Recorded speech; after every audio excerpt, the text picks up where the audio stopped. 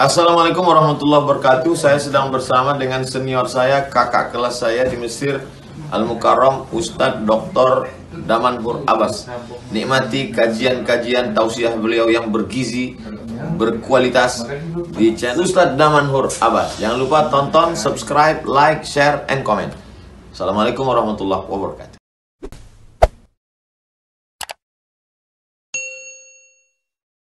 Assalamualaikum warahmatullahi wabarakatuh. Alhamdulillahilladzi khalaqal mauta wal hayata liyabluwakum ayyukum ahsanu amala.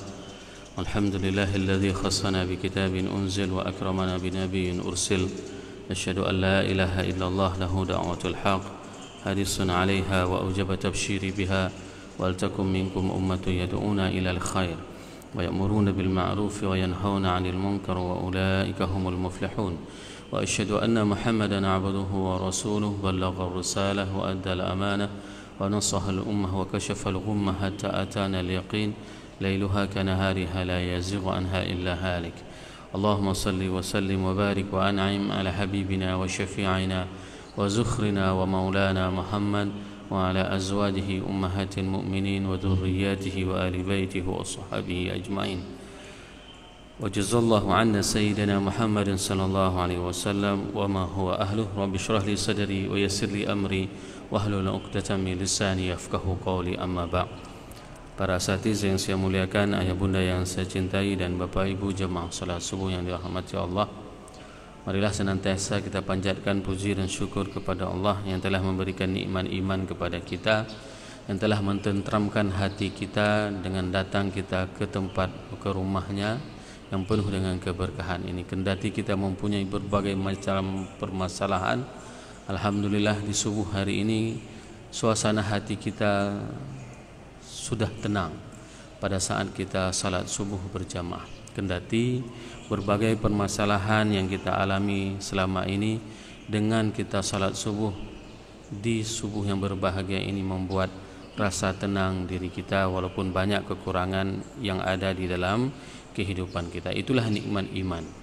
Selawat dan salam mari sama-sama kita panjatkan kepada junjungan kita Nabi besar Muhammad sallallahu alaihi wasallam yang telah mengajarkan kepada kita segala aspek tatanan kehidupan, termasuk bagaimana Rasul mengajarkan kepada kita memperlakukan tubuh kita, bagaimana seorang manusia baik itu muslim maupun muslimah mereka memperlakukan terhadap anggota tubuhnya, dan itu merupakan salah satu yang diajarkan oleh baginda Rasulullah SAW, sebagaimana yang akan kita bahas pada subuh yang berbahagia ini. Oleh sebab itu, jemaah yang dirahmati Allah, perbanyaklah berselawat kepada baginda Rasulullah SAW agar timbul rasa cinta dan tidak terasa berat pada saat kita menerima apapun perintah dari Allah dan dari Rasulnya, sehingga kita menjadi umat Nabi Muhammad SAW. Dan semoga jemaah yang berhadir pada subuh yang berbahagia ini merupakan di antara umat Nabi Muhammad SAW yang akan diberikan syafaat oleh baginda Rasulullah SAW dan akan suguhkan air dari telaga Kautsar dari tangan mulia tersebut. Allahumma amin.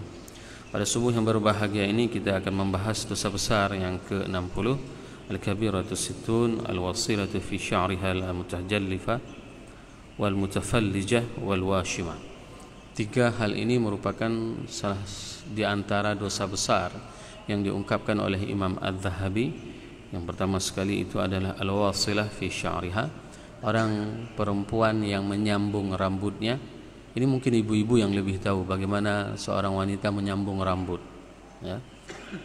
Wal mutafallijah, dan orang yang merenggangkan giginya. Wal washimah, dan orang yang membuat tato. Tiga perkara ini adalah perkara yang berkaitan dengan tubuh kita. Bayangkan, Rasul memberikan panduan terhadap diri kita, yaitu untuk tidak menganiaya tubuh kita, untuk tidak menganiaya tubuh manusia. Dan ketiga hal tersebut sebagaimana terdapat di dalam Sahih Bukhari dan Muslim, qala Nabi alaihi salatu wassalam, lu'inallahu al-wasilatul mutawasilah, Allah melaknat orang-orang yang menyambung rambutnya. Wal wasimatu wal mutawasimah, dan orang yang menyambung, orang yang membuat tato, yang menatu. Tadi yang dilaknat orang yang menyambung rambut dan orang yang disambung rambutnya. Dan wan namisatu wal mutanamisah wal mutafallijatu lil husni al mughayyirati khalqillah, dan orang-orang yang merubah ciptaan Allah. Ini merupakan hadis pertama bahwasanya Allah melaknat beberapa perkara yang disebutkan oleh Imam Az-Zahabi. An-namisah itu disebutkan dengan orang yang merubah rambutnya, dengan mempercantik rambutnya. Kalau bahasa kita sekarang, ada rambut keriting di rebonding, ada rambut warna putih dibuat ungu seperti dalam film karton, ya. Itu yang dimaksud dengan al-mutanamisah wal mutafallijat lil husn, dan orang yang merenggangkan giginya. Saya tidak tahu di mana keindahan pada saat seorang wanita di masa tradisi jahiliyah itu mereka merenggangkan gigi mereka. Seakan-akan itu adalah sebuah tabiat. Kalau sudah renggang gigi itu menandakan mereka kelasnya itu memang tinggi. Ini tradisi di masa jahiliyah. Jadi sebenarnya bukan di merenggangkan giginya, tapi di anggota tubuhnya itu. Kalau kita mempelajari asbabul wurud hadisnya, pada saat seseorang mengolah giginya, ya, dengan bentuk olahan tersebut dia akan menjadi bangga dengan giginya, maka itu termasuk di dalam dosa besar. Nah, kenapa bisa direnggangkan gigi? Karena mereka akan memasang emas nanti di sela-sela gigi mereka, menunjukkan bentuk bagaimana kelebihan dan kehebatan posisi derajat orang yang merenggangkan gigi tersebut di depan tatanan kehidupan masyarakat. Al-mughayyirati khalqillah, dan orang-orang yang merubah bentuk ciptaan Allah. Bapak Ibu jemaah yang dirahmati Allah, yang pertama sekali yang dilaknat ini adalah orang yang menyambung rambut. Hari ini bukan hanya rambut yang disambung, tapi trennya hari ini adalah menyambung bulu mata. Ya, kita tengok ibu-ibu, misalnya mohon maaf bukan ibu-ibu yang berhadir di dalam majelis ilmu ini, ibu-ibu yang di luar. Begitu misalnya ada undangan, kita tengok bulu matanya itu seperti panjang sekali. Nah, ternyata itu adalah sambungan. Maka hati-hati pada saat kita memanjangkan rambut kita. Nah, ternyata para ulama juga memberikan batasan merubah hal ini juga kepada laki-laki. Ada bapak-bapak yang Allah anugerahkan dirinya tidak mempunyai rambut, ya, botak. Mau ke mana kita? Memang kita tidak ada rambut. Nah, tapi sekarang dengan karena kecanggihan teknologi, dia bisa ditanam. Nah, ditanam rambutnya. Gimana cara tanamnya? Ditanam di atas plastik, lalu dipasang permanen di atas kepala, sehingga dia nggak nampak botak lagi. Udah nampak lebat rambutnya. Padahal kita tahu waktu kecil dia kayaknya sedikit rambutnya. Kok tiba-tiba sekarang udah banyak rambutnya? Kok bisa? Nah, ini juga salah satu di antara orang yang dilaknat di dalam hadis ini. Orang yang menyambung rambutnya. Bahkan kecanggihan teknologi di Cina itu, dengan kalau misalnya pergi ke salon itu bisa dilihat langsung rambut-rambut itu bisa dipasang langsung, sehingga yang dulunya botak tengah, botak belakang, botak mana saja itu bisa cantik, bisa ganteng orangnya dengan teknologi yang ada. Tapi konsekuensinya karena dia sudah dipermanenkan, apa yang terjadi pada saat dia mandi janabah, maka air tidak akan menyentuh kepada kulit kepala, maka dia tidak akan pernah sah, selalu dalam keadaan tidak suci. Ini konsekuensi pada saat seseorang menggunakan rambut palsu, ya.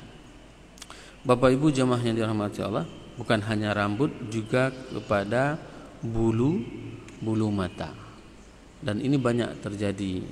Nah, orang jarang sekarang misalnya kita melihat ada orang nyambung alis mata, ya. Tapi kalau bulu mata itu banyak. Ibu-ibu misalnya karena trendinya, karena kerennya, dia buat bulu matanya itu melengkung.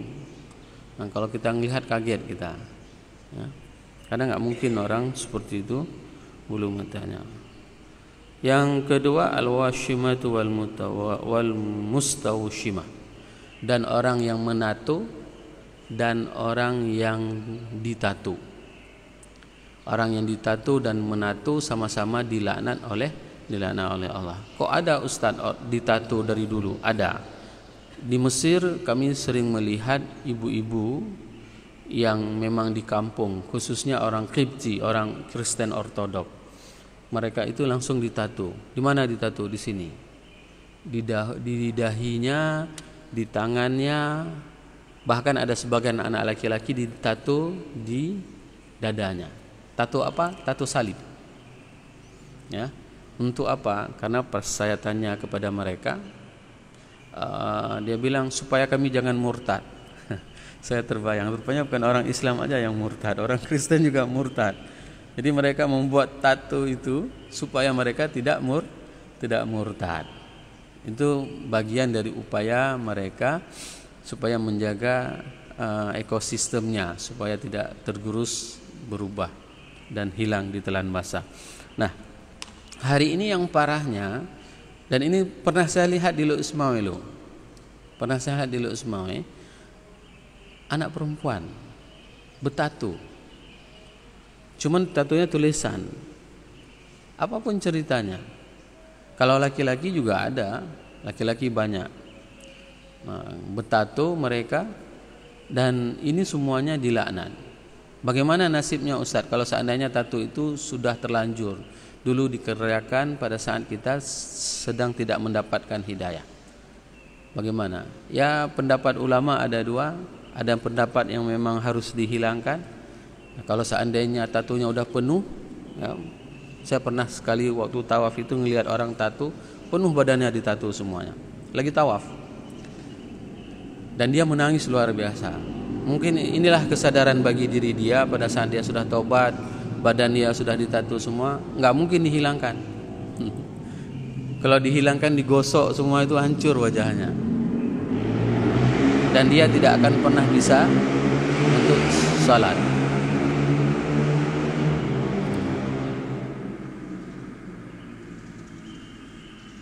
Nah, kalau yang sudah terlanjur seperti itu jangan menyiksa tubuh. Itu pendapat ulama yang satu. Jangan pernah menyiksa tubuh. Ada orang-orang yang memang sudah menato seluruh tubuhnya. Bagaimana cara menghilangkannya? Tidak ada cara. Jadi pendapat ulama yang pertama, mereka harus menghilangkan, terserah dengan cara apa. Cara yang paling gampang menghilangkan itu ya digosok dengan gosokan. Tapi itu nggak mungkin kalau menurut logika saya, ya. Tidak akan mungkin seperti itu. Jadi pendapat ulama yang kedua mengatakan dia akan diampuni dosanya, dan dia tidak perlu merusak kulitnya. Ini lebih selamat, sehingga dia tidak akan terkena berbagai macam resiko, sehingga dia tidak bisa melaksanakan dan melanjutkan ibadahnya di atas muka bumi. Bapak Ibu jamaah yang dirahmati Allah. Dan yang ketiga, an-namisatu wal mutanamisah, yaitu orang yang merubah rambutnya seperti yang kita ceritakan tadi. Heran kita melihat kondisi manusia, ya, perilaku manusia pada saat mereka punya rambut lurus, nggak kepengin rambut lurus, kepengin keriting. Ada rambut keriting, kepengin lurus. Ini kan aneh, ya. Ini kan aneh. Seharusnya apa yang kita lakukan? Ya sudah, terima saja ciptaan Allah. Kenapa? Karena bukan di situ yang menjadi indikator baik atau tidaknya seseorang. Ya. baik tidaknya seseorang itu adalah inna akramakum indallahi atqakum. Sesungguhnya orang yang paling mulia di sisi Allah itu adalah ketakwaan kalian. Bukan dilurus rambut atau dikeribunya. Berapa banyak orang yang keribu, orang suka melihatnya. Berapa banyak orang yang lurus rambutnya tidak suka dilihat oleh orang. Jadi suka atau tidak itu merupakan sangatlah relatif. Ya. Suka atau tidak itu merupakan sangat relatif. Sehingga pada saat seseorang dan ini kejadian pernah saya melihat langsung orang Aceh ya, nggak mungkin. Saya ketemunya di salah satu tempat wisata di Gunung Salak. Saya tengok orang Aceh ngomong bahasa Aceh, kok tiba-tiba rambutnya itu semuanya pirang. Nggak mungkin, ya. Nggak mungkin, kenapa? Kalau misalnya dia pirang rambutnya semuanya, bisa jadi bulu matanya juga pirang, bulu tangannya juga pirang, misalnya seperti itu. Tapi enggak. Dan sengaja memang cara pakai jilbabnya itu diikat sehingga nampak rambutnya keluar dan nampak warna pirang. Ada satu lagi warna ungu rambutnya. Oh, ini canggih ini, sudah pergaulannya kehebatan perubahan dari segi lingkungannya sudah sangat canggih. Kalau dulu kita jarang sekali melihat ada orang yang memang mewarnai rambutnya dengan berbagai macam warna. Sama juga mewarnai ini, merubah ini, an-namisah ini juga berlaku kepada orang laki-laki. Bapak-bapak misalnya rambutnya udah putih, ya. Nanti karena supaya jangan nampak tua, dicat rambutnya dengan warna hitam. Kumisnya, jenggotnya semua dicat. Enggak boleh. Ya, tidak boleh dicat. Boleh diwarnai dengan warna merah ataupun warna kuning. Kenapa filosofinya mewarnai dengan warna merah ataupun warna kuning? Supaya nampak sangar. Dulu pada saat setiap perangan, orang-orang akan takut apabila melihat orang yang jenggotnya warna merah sama warna kuning. Ini merupakan salah satu yang memang diajarkan oleh baginda Rasulullah sallallahu alaihi wasallam, sehingga kita tidak dibenarkan untuk mewarnai, meluruskan mengkeritingkan rambut kita. Dan ini paling banyak terjadi apalagi di barbershop hari ini. Berbagai macam tawaran fasilitas supaya nampak keren, supaya nampak ikut model. Dan bahkan yang paling ngeri lagi, anak-anak muda kita hari ini pada saat dia memotong rambut dengan alanya satanik, alanya setan. Bagaimana memotong rambut alanya setan itu? Dia tinggalkan sedikit rambutnya di atas, ya, seperti bulu kuda. Ada yang seperti itu membuat diri mereka aneh-aneh. Dan kalau kita lihat, rasanya kita malu, ya, seumur kita. Kalau misalnya ada yang pangkas seperti itu memang sangat tidak sesuai, ya, sangat tidak sesuai. Maka para ulama kita itu melarang orang laki-laki menyerupai rambutnya dengan wanita, orang wanita menyerupai rambutnya dengan gaya laki-laki. Gaya rambut laki-laki yang pernah dianjurkan oleh Rasulullah SAW, terkadang rambut Rasul sampai di bawah telinga. Ini rambut Rasul. Terkadang rambut Rasul sampai ke pundak. Menandakan apa? Pasti wanita jauh lebih panjang dari itu. Nah, hari ini banyak orang wanita yang memangkas rambutnya lebih pendek, bahkan lebih pendek dari laki-laki. Saya teringat sekali dulu di era 90-an. Salah satu potongan rambut yang membuat semua wanita rela untuk memangkas rambut panjangnya, yaitu terpengaruh dengan gaya rambut Demi Moore. Ya, itu teringat sekali saya. Dulu di era 90-an itu tidak ada orang wanita yang rambutnya pendek. Tapi karena dibuat sebuah model oleh Demi Moore dan itu bisa di framing ke seluruh dunia, rambutnya itu dipotong pendek wanita. Dan situ mulai terkenal rambut pendek bagi wanita. Dan semua ikutan. Di Aceh juga seperti itu, korban semuanya. Ya. Setelah itu baru ada rambut plotos lagi, wanita rambut plotos. Siapa yang memberikan modelnya? Waktu itu dia belum masuk Islam, Sidney O'Connor, ya. Dia yang buat pertama sekali wanita rambutnya botak. Tapi alhamdulillah, mak itu masuk Islam dia. Dari rambutnya botak, alhamdulillah masuk Islam, berhijab dan meninggal dalam keadaan Islam. Itulah Sidney O'Connor, salah seorang penyanyi dari Irlandia, dari Inggris.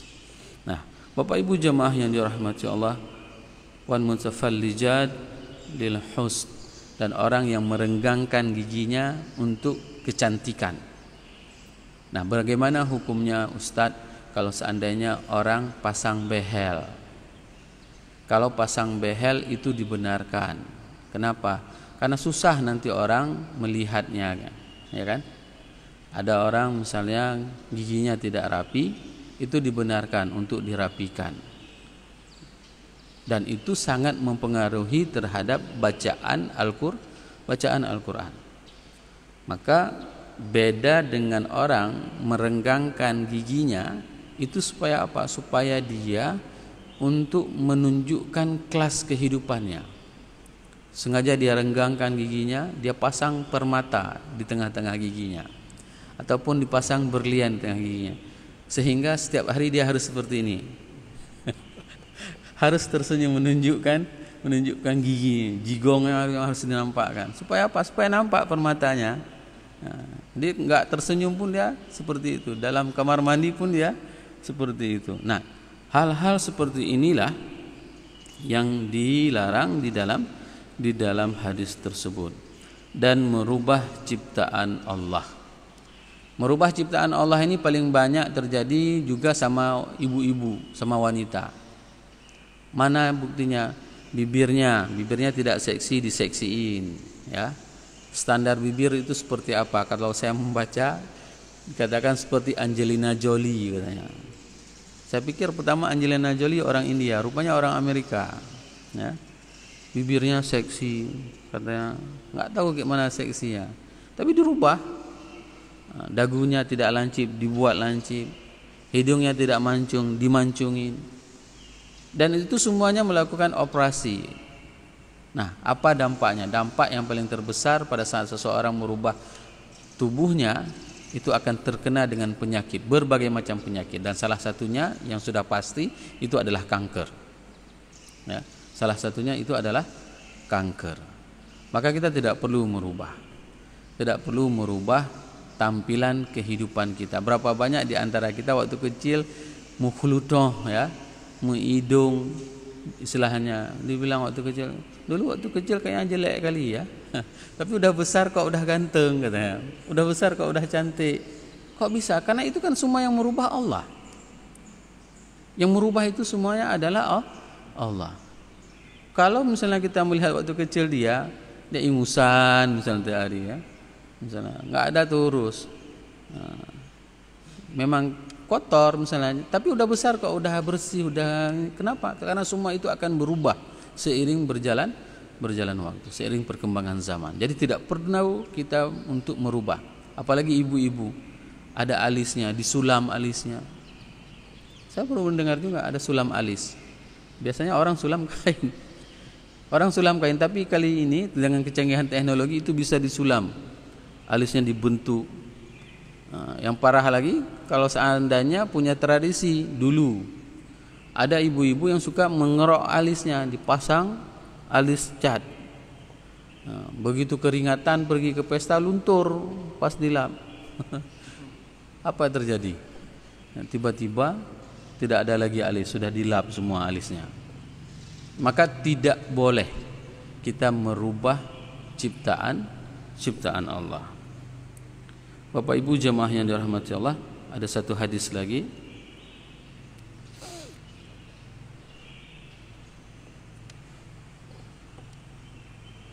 Di mana Rasulullah sallallahu alaihi wasallam melaknat al-washimah wal mutawashimah wa aklur riba wa muwakilahu wa la'anal musawwirin. Muttafaqun alaih. Rasulullah SAW melaknat orang yang menato dan bertato dan memakan riba dan yang mengurus masalah riba, dan melaknat orang yang memahat patung. Ya, ini semuanya diantara bentuk laknat yang dilakukan oleh Allah kepada mereka. Orang yang membuat tato, semuanya, siapapun yang berkontribusi untuk menato itu semuanya dilaknat. Yang jual tintanya, yang mengarahkan orang supaya mau buat tato, dan orang yang menahannya, orang yang mempromosikannya, semuanya itu dilaknat. Dan yang kedua juga dilaknat itu di dalam hadis muttafaqun alaih ini adalah orang yang memakan riba, orang yang berkontribusi terhadap urusan riba, orang yang mencatat masalah riba, orang yang mengajak orang lain kepada riba. Dan yang ketiga yang dilaknat itu adalah orang yang memahat patung. Ya, orang yang memahat patung itu termasuk di antara yang dilaknat oleh Allah. Karena apa? La'anal musawwirin ini bukan fotografer. Nah, banyak saudara-saudara kita, mohon maaf, dia menerjemahkan musawwirin ini adalah orang fotografer. Nah, foto, bapak pergi ke toko foto, nampak foto kan, cetak pas foto, itu dilaknat menurut mereka. Enggak, kalau pas foto enggak dilaknat. Jadi jangan terjemahkan musawwirin ini adalah fotografer. Tapi ada juga fotografer yang dilaknat, fotografer yang memoto yang tidak baik. Contoh fotografer yang tidak baik, orang belum menikah, dia sudah foto-foto, diarahkan supaya dipeluk, supaya dicium, supaya ini, supaya itu. Itu fotografer. Belum nikah, tapi dia sudah mengarahkan orang seperti itu. Itu juga dilaknat. Pekerjaan seperti itu. Ataupun fotografer porno, itu juga dilaknat. Tapi secara asbabul wurud, hadis ini itu dengan jelas mengatakan yang dimaksud dengan musawwirin ini adalah para pemahat, orang yang membuat patung. Jadi mohon dipelajari setiap hadis itu asbabul wurudnya, bagaimana bentuk turunnya dan kondisi pada saat itu. Tidak ada fotografer di zaman Rasulullah SAW, nggak ada satupun tukang foto. Yang ada itu adalah tukang pahat. Walaupun pahatannya itu tipis, itu juga dilaknat. Dan itu sudah kita bahas pada pertemuan sebelumnya. Ya. Ada sebagian patung itu atau sebagian pahatan itu dia tipis pahatannya, tapi berbentuk semuanya, berbentuk makhluknya, berbentuk makhluk hidup, itu juga dilaknat. Kenapa? Karena itu merupakan salah satu hal yang memang mengantarkan manusia kepada kemusyrikan kepada Allah Subhanahu wa taala. Semoga kita dijauhi dari hal-hal yang dilaknat ini, sehingga kita termasuk di antara hamba-hamba Allah yang selalu dicintai dan disenangi oleh Rasulullah sallallahu alaihi wasallam. Subhanakallahumma bihamdik, asyhadu an la ilaha illa anta astaghfiruka wa atubu ilaik. Wassalamualaikum warahmatullahi wabarakatuh.